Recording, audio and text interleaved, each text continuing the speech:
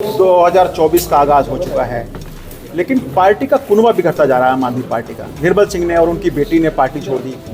1.5 लाख व्यक्तियों के कुनबे में से 2 आदमी अलग हो जाए तो कुनबा नहीं बिखरा करता है। पार्टी छोड़ने के कई बड़े कारण होते हैं। कांग्रेस में शामिल हो गए हैं। पहले व्यक्तिगत कारण बताया जा रहा था, अब ये बताया जा रहा है कि कांग्रेस में शामिल होने वाले हैं। कुछ और लोगों के भी पार्टी छोड़ने की सुगबुगाहट नजर आ रही है, जिसमें अशोक तंवर का नाम भी सामने आ रहा है। क्या उनसे बातचीत हुई है आपकी? ऐसा नहीं। अच्छा सर, अरविंद केजरीवाल को सम्मन लगातार ईडी जारी कर रही है, क्यों नहीं ईडी के समक्ष पेश हो रहे हैं अरविंद केजरीवाल? आम आदमी पार्टी के प्रदेश अध्यक्ष और राज्यसभा सांसद सुशील गुप्ता जी गुरुग्राम पहुंचे हैं। किस कारण से पहुंचे गुरुग्राम? सर क्या कुछ कहेंगे? प्रेस कॉन्फ्रेंस किया आपने। आम आदमी पार्टी बदलाव रैली कर रही है, 28 तारीख को इसी महीने की कर रही है। अरविंद केजरीवाल जी उसमें आ रहे हैं। उसकी तैयारियों के लिए संदीप पाठक जी 5 तारीख को और 6 तारीख को, 9 तारीख को और 10 तारीख को हरियाणा के अंदर आ रहे हैं। उस सारे का ब्रीफ करने के लिए, हरियाणा की इस भ्रष्टाचारी सरकार को जड़ से उखाड़ फेंकने के लिए, हरियाणा की बेरोजगारी को खत्म करने के लिए, हरियाणा के अपराध को खत्म करने के लिए, हरियाणा में दिल्ली और पंजाब की तरह अच्छी शिक्षा, अच्छी चिकित्सा देने के लिए ये बदलाव रैली को संबोधित करने के लिए अरविंद जी आ रहे हैं। गुप्ता जी, 2024 का आगाज हो चुका है, लेकिन पार्टी का कुनबा बिखरता जा रहा है। आम आदमी पार्टी का निर्मल सिंह ने और उनकी बेटी ने पार्टी छोड़ दी।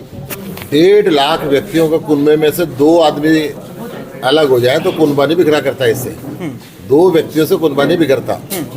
उनके व्यक्तिगत कारण है, उन्होंने इस्तीफा दिया व्यक्तिगत कारण। पार्टी छोड़ने के कई बड़े कारण होते हैं। कांग्रेस में शामिल हो गए हैं। पहले व्यक्तिगत कारण बताया जा रहा था, अब ये बताया जा रहा है कि कांग्रेस में शामिल होने वाले हैं। देखिए, हो सकता है उनको हमारी पार्टी के अंदर जितनी मेहनत करनी पड़ती है वो रास नहीं आई हो, तो ये तो हर आदमी की अपनी इच्छा है। ये लोकतांत्रिक देश है।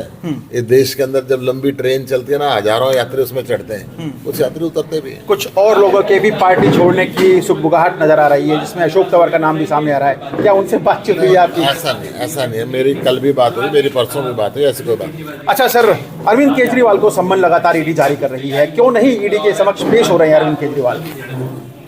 अरविंद केजरीवाल जी हर जांच में सहयोग करने के लिए तैयार हैं, परंतु गैर संवैधानिक नोटिस अगर उनको दिया जाए, इस नोटिस की टाइमिंग देखिए आप। इस नोटिस को मिलने से एक दिन पहले बीजेपी पीसी करती है, मतलब नोटिस उनके ऑफिस में बैठ के तैयार होता है। फिर लोकसभा के चुनाव से रोकने का मकसद है क्या? ये इंक्वायरी इस फर्जी केस की 1.5 साल से चल रही है। ईडी ने चार्जशीट को उसमें भेज दी। मनीष सिसोदिया जी को 1 साल से गिरफ्तार कर रखा है। सुप्रीम कोर्ट कहता है 1 रुपए का कुछ इसके अंदर मिल नहीं रहा है। फिर क्यों, किस लिए बुलाया जा रहा है, या पहले क्यों नहीं बुलाया गया? अरविंद केजरीवाल जी ने क्या कुछ नोटिस का जवाब दिया सर?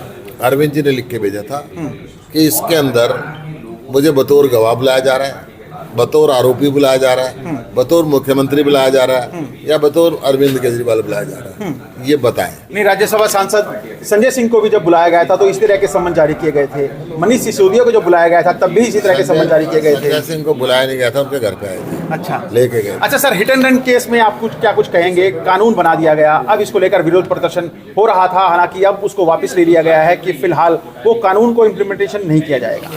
भारतीय जनता पार्टी को इतनी जल्दबाजी क्या होती है गलत कानून बनाने की? किसानों के लिए गलत कानून बनाया, फिर वापस लेना पड़ा, माफी मांगनी पड़ी।